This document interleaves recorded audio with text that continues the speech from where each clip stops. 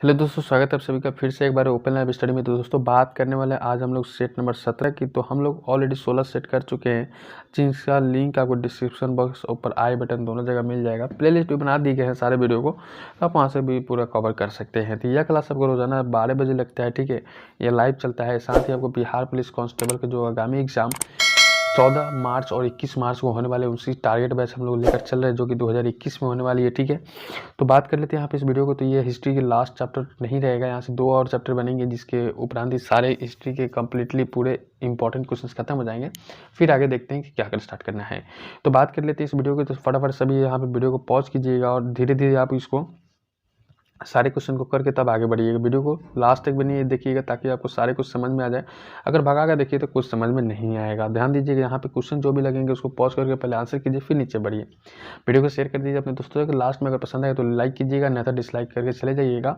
और साथ ही मैं बता दूँ कि अभी तक आपने इस चैनल पर नहीं जुड़े हैं तो जुड़ जाइए, बहुत इंटरेस्टिंग क्वेश्चन के लिए। चलिए क्लास को स्टार्ट कर लेते हैं। चंपारण नील आंदोलन की राष्ट्रीय नेता कौन थे? ध्यान दीजिए, चंपारण नील आंदोलन के राष्ट्रीय नेता कौन थे। एक्चुअली बात यह है कि राष्ट्रीय नेता है थे कौन। तो यहाँ पे 1 नंबर क्वेश्चन का आंसर क्या हो जाता है मेरे भाई? यहाँ पे आप सभी का महात्मा गांधी हो जाएगा, जो कि ये नंबर ऑप्शन यहाँ पे हो जाएगा। ये जो चंपारण नील आंदोलन हुए थे, नील की खेती करने वालों के लिए हुए थे। तो यहाँ पे अगर बात कर ली जाए तो यहाँ पे 3 कठिया पद्धति के समाप्त करने के लिए ही किया गया था यहाँ पे, ठीक है। तो यहाँ पे आपको 1917 ईस्वी में इसको किया गया था, जो कि महात्मा गांधी का भारत में सर्वप्रथम यहाँ पे एक आंदोलन था, जो कि चंपारण सत्याग्रह आंदोलन के नाम से फेमस है। ये भी आपको नोट कर लेना है। अगला प्रश्न देखते हैं। जयप्रकाश नारायण इस पार्टी से जुड़े हुए हैं। किस पार्टी से जयप्रकाश नारायण जुड़े हुए हैं? तो जयप्रकाश से संबंधित एक क्वेश्चन पूछता है एग्जाम हॉल में, बहुत ही घुमाता है यहाँ पे। तो आप क्या कीजिए कि जयप्रकाश नारायण के जितने भी जीवनियाँ हैं उन जीवनियों को पढ़ डालिएगा। ज़्यादा से ज़्यादा 30 मिनट लगेंगे आपको पढ़ने में, पूरा कंप्लीट हो जाएगा, जिसके कारण से आप उसको कंप्लीटली कर पाएंगे। तो यहाँ पे बात कर लेते हैं जयप्रकाश नारायण की किस पार्टी से जुड़े हैं। तो सोशलिस्ट पार्टी से जुड़े हैं, जो कि सी नंबर ऑप्शन में नहीं थे। अगला सुमिलित कीजिए। सुमिलित करने की बात की जा रही, तो यहाँ पे बात कर लेते हैं सुमिलित करने की। तो यहाँ पे इसको क्या करना है, एक दूसरे से मिलान करना है। ऐसे एग्जाम हॉल में क्वेश्चन मिलता है, किस लिए? क्योंकि आपको भरमाने के लिए, आपको टाइम एक्सपेंड कराने के लिए यहाँ पे दी जाती है।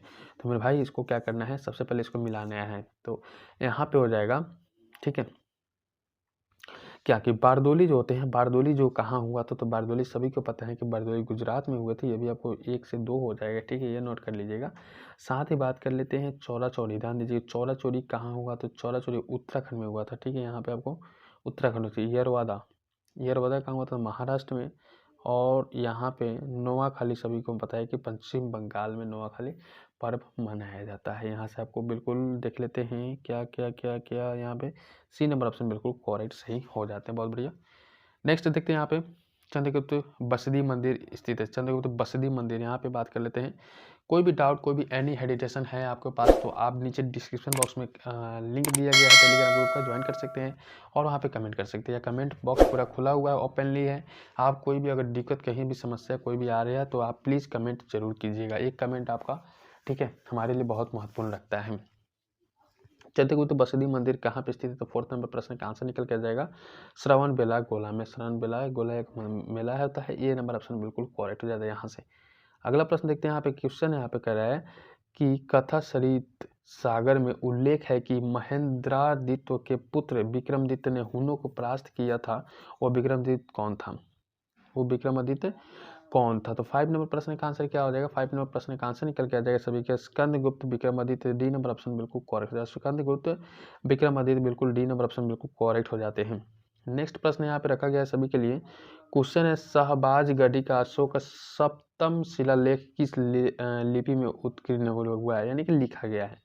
तो कौन सा? तो 7 नंबर के जो शिलालेख है उन सभी का यहाँ पे किसका? तो शहबाजगढ़ का, अशोक का, ठीक है। तो जगह का भी बात बता दी कि शहबाजगढ़ है। और किस अभिलेख? तो 7वां अभिलेख की बात की जा रही है।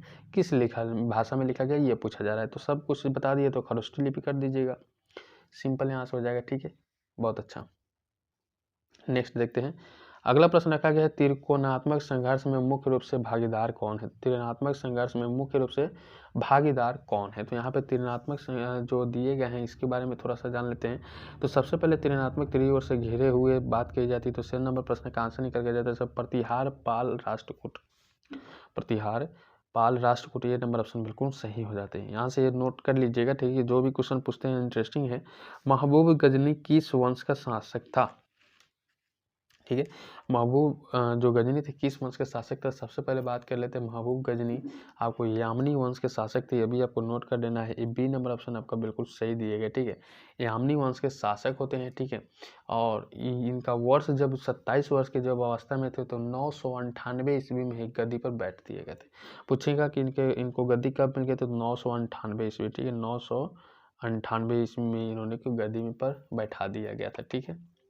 और इनको ही प्रदान करने के लिए इनको ही उसे यमीन उद दौला तथा यमीन उल मिल्लाह की उपाधि भी दी गई थी। पूछ देता है कि यमीन उल मिल्लाह का उपाधि किसे दिया गया था? तो मोहम्मद गजनवी को। नोट कर लीजिएगा। नेक्स्ट प्रश्न यहाँ पे रखा गया बलबन 1255 से 1287 याद कर लीजिएगा। यहाँ पे इनका कार्यकाल है 1255 से 1287 शासनकाल जिसको बोल सकते हैं। का मूल नाम क्या था? बलबन का मूल नाम क्या था बताइएगा। इनका कार्यकाल जो इतना से इतना रहेगा, इनका मूल नाम, मेन नेम, फेमस नेम क्या था? तो बलबन का वास्तविक नाम बहाउद्दीन था, जो आपका सी नंबर ऑप्शन बिल्कुल करेक्ट हो जाते। बहाउद्दीन था, याद कर लीजिएगा, बहाउद्दीन इनका मूल नाम था। ठीक है, ठीक है, ठीक है। और ध्यान दीजिएगा, बलबन जैसे कि बहाउद्दीन था और वो इल्तुतमिश का गुलाम था। किसका? गुल्ले पूछे गुलाम किसका था? तो इल्तुतमिश का गुलाम था। और साथ ही बात कर लेते हैं बलबन 1266 ईस्वी में गियासुद्दीन बलबन के नाम से दिल्ली की गद्दी पर बैठ गया। गियासुद्दीन बलबन के नाम से किसी कहाँ पे? तो दिल्ली की गद्दी पर बैठ गया था। अगला प्रश्न रखते हैं सभी के समक्ष। क्वेश्चन है, वह प्रथम इतिहासकार कौन था जिसने कहा कि मोहम्मद बिन तुगलक आंशिक पागल है? मोहम्मद बिन तुगलक आंशिक पागल है। तो 10 नंबर प्रश्न कहाँ से निकल के आ जाएगा सभी के लिए? बरनी, बरनी कहा था, ठीक है, बरनी आपका बिल्कुल बी नंबर ऑप्शन बिल्कुल करेक्ट सही हो जाते हैं। नेक्स्ट प्रश्न है हमारा क्वेश्चन है, इन पंक्तियों को किसने लिखा था? देखिए, इन पंक्तियों को पढ़िए और बताइए किसने लिखा था। जैसे कि बहुते देखी पढ़ी औलिया, पढ़े किताब कुरान, कहे हिंदू मोही राम प्यारा, तुरक कहे रहमान। ठीक है, इसको किसने लिखा? ये बीच की पंक्ति है, ठीक है, इसको नोट कर लीजिएगा, बीच की पंक्ति है। तो ये 11 नंबर क्वेश्चन का आंसर हो जाएगा कबीर। ठीक है, कबीर ने लिखा था इसको, बहुत बढ़िया, कबीर ने लिखा था। कब लिखा था? तो 1425 ईस्वी में। ठीक है, 1425 ईस्वी में। नेक्स्ट क्वेश्चन करते हैं यहाँ पे। अगला प्रश्न का आंसर यहाँ पे कर देते हैं। प्रश्न यहाँ पे अगला कि एक प्रशासनिक इकाई के रूप में बिहार का बंगाल में विलय कब किया गया? बिहार को बंगाल में विलय कब किया गया? तो आंसर कीजिएगा। 12 नंबर प्रश्न का आंसर क्या हो जाएगा? 1719 में। 1719 यहाँ पे कर दीजिएगा। 1719 बहुत अच्छा प्रश्न है यहाँ पे। नेक्स्ट प्रश्न यहाँ पे रखते हैं सभी के समक्ष कि भारत के राष्ट्रपति का नाम बताइए जो बिहार में पैदा हुए थे। बिहार में जो पैदा हुए थे उनका नाम क्या है? जैसे ऑप्शन दिए doctor Rajendra Prasad, doctor S Radhakrishnan, doctor Fakhruddin Ali Ahmed Khan, doctor Neelam सुवारिज रेड्डी। 13 नंबर क्वेश्चन का कोई भी आंसर रॉन्ग नहीं करेंगे मेरे प्यारे दोस्तों। यहाँ पे ए नंबर ऑफ स्थायी अध्यक्ष यहाँ पे और भी राष्ट्रपति के रूप में नियुक्त किए डॉक्टर राजेंद्र प्रसाद, जो कि बिहार से नियुक्त करते हैं। अगला देखते हैं 14 नंबर क्वेश्चन क्या कह रहा है? लखनऊ के ऐतिहासिक मकबरा इमारत को किसने बनवाया था? लखनऊ के ऐतिहासिक मकबरा इमारत को किसने बनवाया था? ठीक है, इमारत को किसने बनवाया था? आंसर कीजिए। बहुत बढ़िया प्रश्न है यहाँ पे कि लखनऊ के ऐतिहासिक मकबरा इमारत को किसने बनवाया था? तो 14 नंबर प्रश्न का आंसर निकल के आ जाएगा असूफदौला। किसने बनाया था? असूफदौला। बी नंबर ऑप्शन बिल्कुल सही जगह, जो कि मकबरा इमारत बनवाया था, वो भी कहाँ? लखनऊ में, उत्तर प्रदेश राज्य में। अगला प्रश्न यहाँ पर रखा गया कि नया पोस्ट ऑफिस एक्ट 1854 किसने पारित किया था? नया पोस्ट ऑफिस 1854 किसने पारित किया था? 1854 में किसने पारित किया था? 15 नंबर प्रश्न का आंसर क्या हो जाएगा? तो लॉर्ड डलहौजी आपका बिल्कुल सही हो जाता है। अब यहाँ पे पूछेगा, यहाँ पे 1854 में क्या कर दिया है? लॉर्ड डलहौजी के शासनकाल में नया पोस्ट ऑफिस का एक जो पारित किया गया था, साथ ही इसको पहली प्रतियोगिता परीक्षा में भी यहाँ पे शुरू की गई थी। पूछेगा पोस्ट ऑफिस के लिए पहली प्रतियोगिता परीक्षा कब शुरू किया गया था? तो यहाँ पे लॉर्ड डलहौजी 1854 में। नेक्स्ट प्रश्न यहाँ पे रखा गया सभी के समक्ष कि 1757 में संथाल विद्रोह का नेतृत्व किसने किया था? 1757 में संथाल विद्रोह का नेतृत्व किसने किया था? संथाल विद्रोह का नेतृत्व किसने किया था? 16 नंबर प्रश्न का आंसर क्या हो जाएगा? तो सिद्ध और कान्हू। सिद्ध और कान्हू बिल्कुल सही हो जाते हैं। ये नंबर ऑप्शन आपका बिल्कुल करेक्ट हो जाते हैं। सिद्ध और कान्हू बिल्कुल करेक्ट और सही हो जाते हैं। याद कर लीजिए, सिद्ध और कान्हू आपका बिल्कुल सही हो जाते हैं। नेक्स्ट प्रश्न है हमारा कि वर्नाकुलर प्रेस एक्ट मार्च 1878 ईस्वी में पारित किया।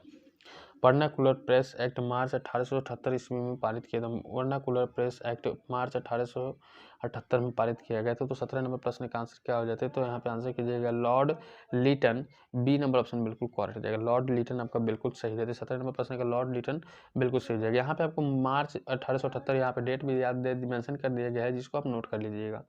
ये सब डेटवे है जो कि भूल जाते हैं, तो इसी को नोट करके याद कर लीजिए, काम बन जाएगा।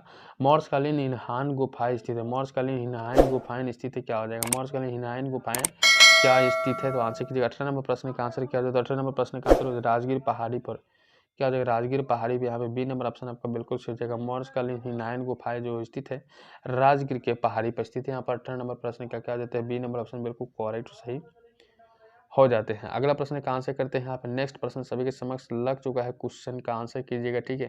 क्वेश्चन काफ़ी इंटरेस्टिंग है, कोशिश सभी को करना है। क्या फ़ायदा है कि नहीं करेंगे तो क्या फ़ायदा है, करके भी जो कहते हैं करो या मरो, ठीक है। हारने से अच्छा है, पहले हारने से अच्छा है कि कर कर हार जाओ, ठीक है। मिलेगा तो तजुर्बा या ज्ञान, तो जॉब तो मिलेगी ही। मौर्य काल में शासकीय भूमि और कृषि व्यवस्था के प्रबंधन के लिए एक व्यक्ति सीताध्यक्ष की नियुक्ति की जाती है, वो कौन थे?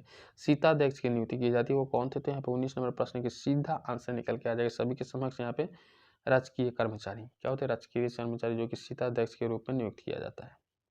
बहुत ही इजी क्वेश्चन था, सभी यहाँ पे कर दिए होंगे। अगला प्रश्न यहाँ पे देखते हैं कि अशोक ने धम्म नीति के पश्चात धर्म महापात्रों की नियुक्ति की आंतरिक रूप से स्वतंत्र पड़ोसी राज्य में इस उद्देश्य के लिए नियुक्त की जाती है, जिसका आधिकारिक जाना जाता है। आंसर कीजिएगा।